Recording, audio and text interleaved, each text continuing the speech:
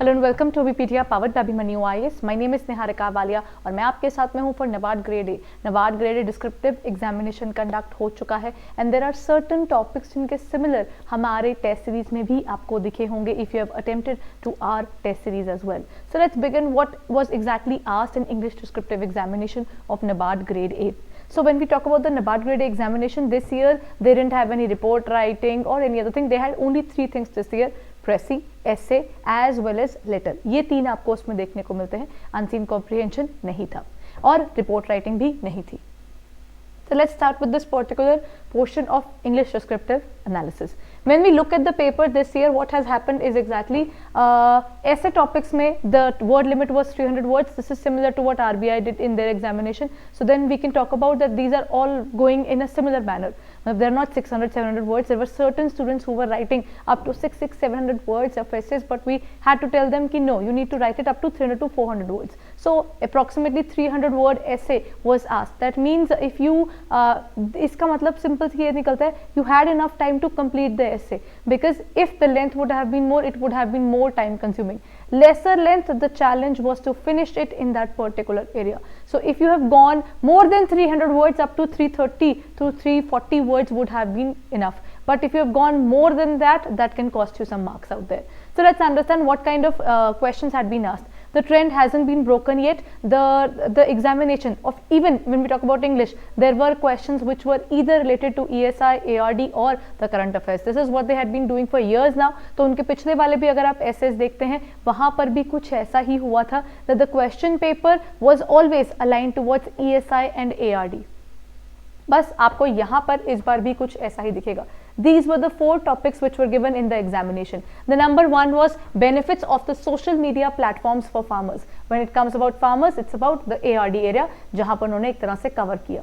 Then the second question was dropouts in schools, causes and the prevention. The number of students who had been dropping out has been increasing in our country और उसका एक trend आपको देखने को मिल रहा है. तो dropping out का case आया, थोड़ा सा current affairs और काफ़ी economic and social issues से linked.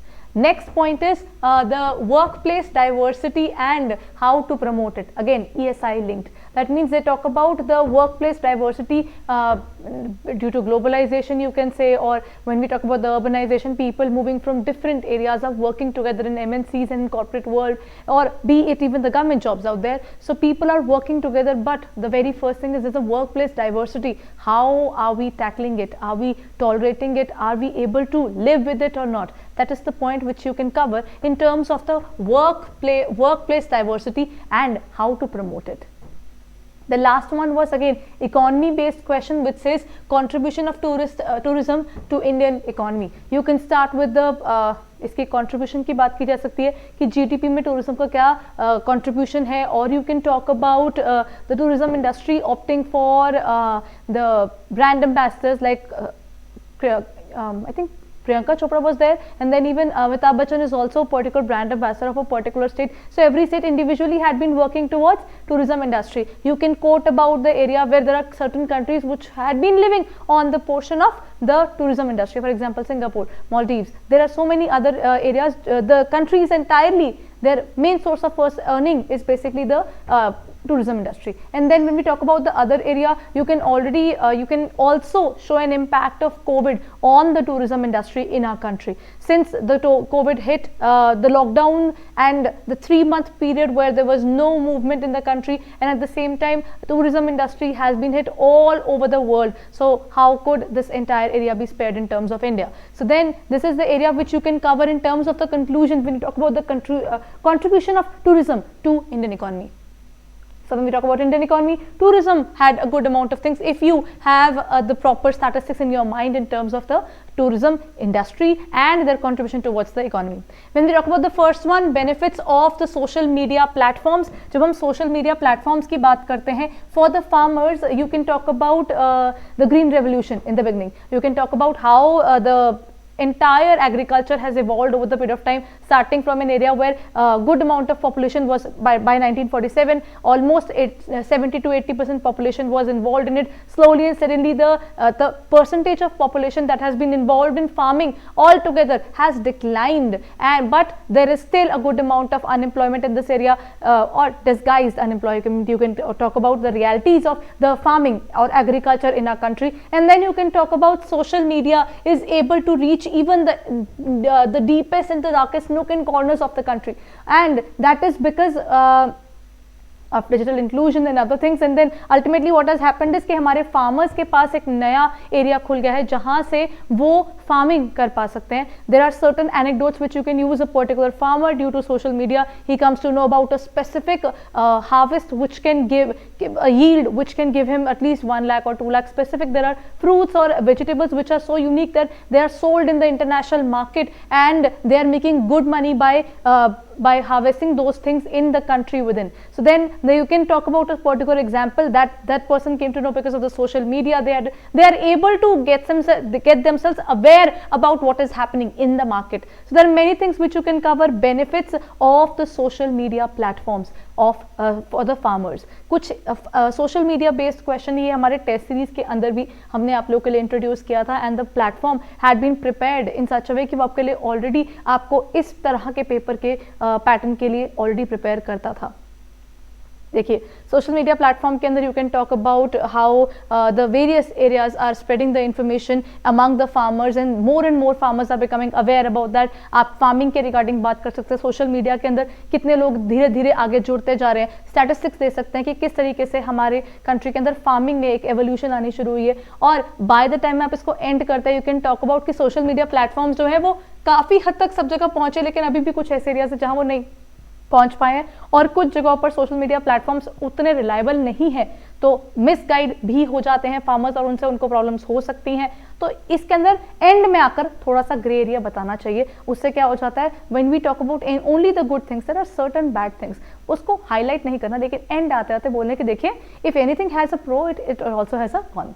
then that is the point which you can cover. Then next point is ये जो था आपका ड्रॉप आउट्स इन स्कूल्स. इसके अंदर आप डेफिनेटली जो भी अभी एट प्रेजेंट स्ट्रेटा चल रहा है इनके रिगार्डिंग कि ड्रॉप आउट्स ऑफ स्कूल के अंदर क्या अभी प्रेजेंटली चल रहे हैं, how many students normally drop out exactly होता क्या है, वो सब चीज़ों के साथ आप शुरुआत कर सकते हैं. फिर देखिए बहुत से स्टूडेंट्स ना कोशिश करते हैं कि when we put things in the pointer form, try to avoid pointer form. If you had written in pointer form it's done, but otherwise you should avoid writing in the pointer form.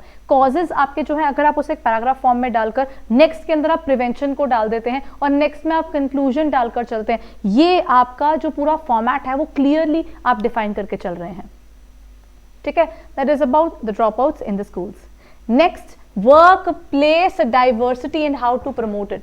सबसे पहले आप बात करेंगे कि in the global area जहाँ पर हम इस पर्टिकुलर एरा के अंदर बात करते हैं, there is freedom of movement, there is a mobility among the labour as well as in the international level. MNCs are also coming to a country. That means in a country like India you don't not only find in terms of the cultural diversity, but वहाँ पर आपके पास international level से भी लोग आते हैं जो आपकी वर्क प्लेस डाइवर्सिटी को और ज़्यादा चैलेंजिंग बना देते हैं. दैट कैन बी समथिंग जो आप बिगनिंग में उसके बारे में बात करते हैं. फिर आप बोल सकते हो हाउ टू प्रमोट इट, किससे आप उसको बढ़ा सकते हैं. नंबर 1, मैनेजमेंट की इस तरफ एक क्या होना चाहिए, एक हेल्दी अप्रोच होनी चाहिए. Number 1, that is there support should be given into these areas, and at the same time you need to tolerate that work place diversity.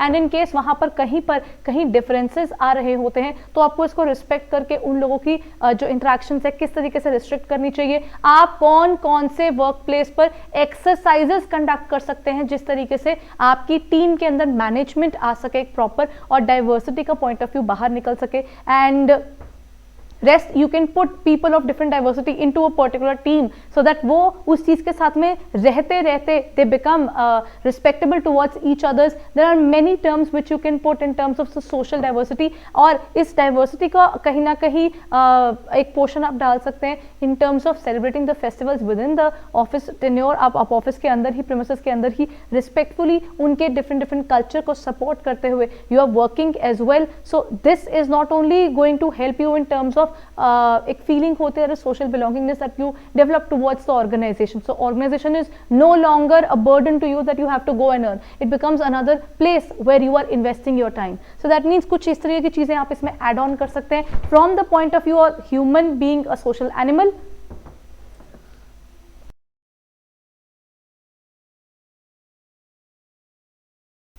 And rest you can talk about the area of reality, जहाँ पर हम economy के अंदर किसी भी तरीके से अगर हम डाइवर्सिटी को अडेप्ट करने की कहीं ना कहीं क्षमता अपने लोगों में बढ़ा देते हैं, that is going to help the organization to grow all together. Then आपका कॉन्ट्रीब्यूशन टू टूरिज्म इंडस्ट्री वाला, मैंने इसके रिगार्डिंग भी बात कर ली. You can talk about the basics. Tourism industry हमारे कंट्री में क्या करती है, ये कितना पैसे इसके थ्रू इकट्ठा होता आया है, जीडीपी में इसका क्या रोल रहा है. You can talk about that there are certain areas जो ज़्यादातर अपनी टूरिज्म इंडस्ट्री पर ही चलते हैं. We talk about JNK, we talk about Lakshadweep, Andaman and Nicobar islands. ये एरियाज काफ़ी ज़्यादा टूरिज्म इंडस्ट्री से लेते आए हैं अपनी जीडीपी के अंदर. केरला का हो गया. You can talk about specific states और इलेबोरेट करके आप आंसर देते हैं, एग्जाम्पल डालते हैं, तो वो डेफिनेटली आपके आंसर को और ज्यादा बैकअप दे देता है कि yes I know this particular thing in terms of the current situation as well. ठीक है. सो देयर वर 300 वर्ड्स का लिमिट, तो दैट मीन्स आपके पास एक लिमिटेड एरिया था और आप आराम से इसे कवर कर सकते थे. If you have used 300 word limit it is good. If you have gone little more beyond that it is very very good. But you shouldn't end any of your essays in 250 or 220 words. It's like you are given a particular resource but you haven't used it properly. Right. तो ये था आपका essay का topic. Moving on to the next question. There was a particular précis which was asked on relationship between uncertainty and distress. There was, I think, there was a specific example जहाँ पर उन्होंने एक दिया था कि exactly uncertainty और distress के regarding specific example form किया हुआ था. उसके बाद उन्होंने उसको properly बताया हुआ था.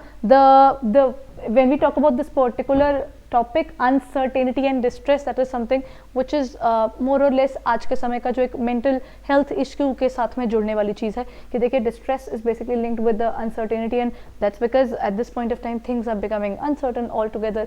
They had always been, and future is always something which is uncertain, and that brings a particular challenge to the people.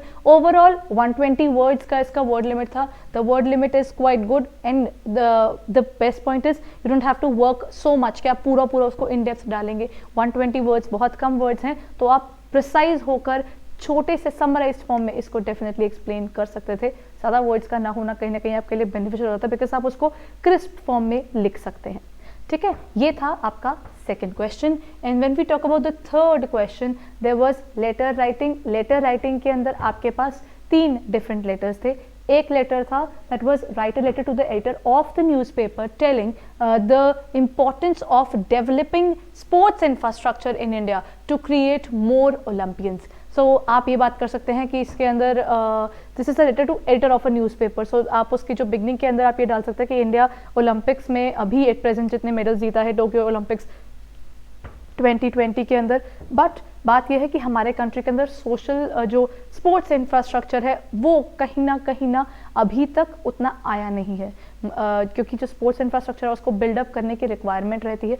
The training is required, mentorship is required. वो सब चीज़ों के अंदर हमारा कंट्री अभी भी कहीं ना कहीं लैक करता है, और उसका जो फ़ायदा आप वहाँ बता सकते हैं कि किस तरीके से हमारा कंट्री उसमें अपनी ग्रोथ ढूंढ सकता है. ठीक है. Importance of developing sports infrastructure, you can build it up that as if इतने लोग जीते हैं लेकिन हमारे कंट्री में इससे ज़्यादा कैलिबर है. 1.31 बिलियन से ऊपर हम लोग जा चुके थे. मतलब एक्चुअली अभी हम इससे ऊपर ही है अगर हम प्रेजेंट सेंसस की तरफ जाने की कोशिश करें. तो इतना पॉपुलेशन है. इस पॉपुलेशन में अगर थोड़ी सी पॉपुलेशन जिसके पास बड़े लिमिटेड रिसोर्सेज थे, they can go and win in the Olympics. Then if they are provided proper infrastructure then it is going to help a lot. आपके लोकल एरियाज, लोकल स्कूल्स जो होते हैं, जो आपके स्कूलिंग हो गई या आपके जो स्पोर्ट्स क्लब होते हैं, उनको अगर सरकार तरीके से प्रोवाइड करवाए तो स्पोर्ट्स इंफ्रास्ट्रक्चर का जो इक्विपमेंट है उनको प्रोवाइड करवा सकती है, सब्सिडाइज्ड अमाउंट्स पर दे सकती है, जिससे हमारे जो फ्यूचर या पोटेंशियल ओलंपियंस है उनको बहुत फायदा होगा. there was no specific word limit defined here. You can build up a particular descriptive area कि this can be the scenario, आप उस scenario को build up करके कि देखिए हमारे एरिया में ऐसा चल रहा है, या अभी करंट एरिया में, रूरल एरिया में ऐसा चल रहा है, अर्बन एरिया में ऐसा चल रहा है, उन चीज़ों को आप हाईलाइट करते हुए एक डिस्क्रिप्शन फॉर्म कर सकते हैं, जिससे क्या होता है आपकी जो डिस्क्रिप्टिव स्किल्स है ना उनका एक कहीं ना कहीं चेक होता है और उससे आप ज़्यादा स्कोर कर सकते हैं. देन सेकेंड है write letter to the credit card company requesting to change your address associated with the credit card. You can actually build up with that area कि आपके जो प्रीवियस घर पर है कि okay when we talk about this area you can shift this particular area, और आप अपने ऑफिस रिलेटेड भी बोल सकते हो कि आपके प्रीवियस ऑफिस के नेम पर आपने वो क्रेडिट कार्ड रिसीव किया था, या आपने घर पर जो रिसीव किया था आपकी कहीं और ट्रांसफर हो गई है और वो मान लीजिए दूसरा ही कोई स्टेट है, मतलब स्टेट का डिफरेंस आ गया, तो आपने बोल दिया कि मैंने अपनी ब्रांच भी चेंज करवा ली है लेकिन अभी तक मेरा एड्रेस चेंज नहीं हुआ है, तो प्लीज उसके ऊपर वर्क कर लीजिए. It is always better you create a particular fake scenario कि ये इतनी बड़ी प्रॉब्लम हो गई है, इसका ये सोल्यूशन आप लगा दीजिए, उसको थोड़ा ज्यादा बेनिफिट होता है. क्योंकि एक फ्लैट तरीका ये हो जाता है कि देखिए क्रेडिट कार्ड कंपनी को मैं बोल रहा हूँ मेरे चेंज ऑफ एड्रेस का कि मैंने अप्लाई किया हुआ क्रेडिट कार्ड और मेरा जो क्रेडिट कार्ड है वो मेरे प्रीवियस एड्रेस पर जा रहा है, तो प्रीवियस एड्रेस के बजाय मेरे न्यू एड्रेस पर आ जाए. ये तो आपका क्रिस्प सा बन गया. लेकिन अगर आप इसके अंदर थोड़ा सा इनोवेट करना चाहे तो आप बोल दीजिए कि अच्छा मेरी तो स्टेट ही चेंज हो गई है और मैंने उसका अपना होम ब्रांच चेंज करने के लिए अप्लाई कर दिया था, बस उसके साथ में अभी तक मेरा जो क्रेडिट कार्ड है वो नई जगह पर रिसीव नहीं हुआ है. इन केस कोई प्रॉब्लम हो गई तो मैं प्रीवियस वाली जो बिल्कुल अलग स्टेट है वहां पर कोई कॉन्टैक्ट नहीं है मेरा, तो अगर आप हो सके तो ये इसी एड्रेस पर कार्ड भेज दीजिएगा. तो इस तरीके से आप एक फेक सिनेरियो क्रिएट करके उसको इलैबोरेट करके अपने लिए सिचुएशन विन विन पे ला सकते हैं. Last is write letter to the block officer informing him about the pitiful condition of your village dispensary.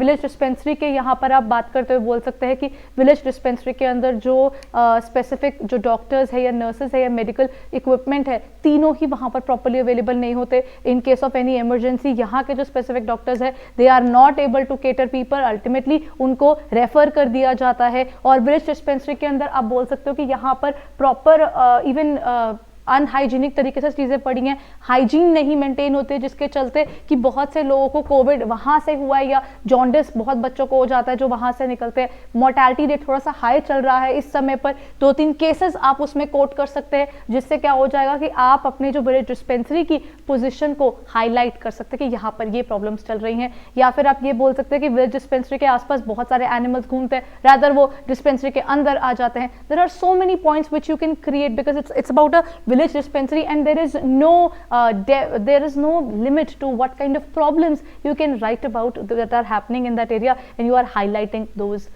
problems. So that is, I think that is the plus point of English, that you can go beyond your imagination level and create something, and that is what they are checking in it, descriptive skills. That is how you describe a particular problem. You can go flat, but if you try to explain more and create a scenario and then you give a solution to it, these kind of things definitely give you more marks, because it's more about how you describe things in English. सो एक just एक hint form कि आप किस किस तरीके से इन questions को cover कर सकते थे या इसके पॉइंटर्स क्या हैं. आई होप आपने अपने उन पॉइंटर्स को जो आपने लिखा था उसमें आप क्लियर थे, because it can always vary, but the most important thing is there is a particular format that you are following और एक fluidity के साथ आपने उसको लिखा होगा. So all the very best for your result guys, and this is where I end my session in terms of the NABARD grade A exam paper analysis. Thank you.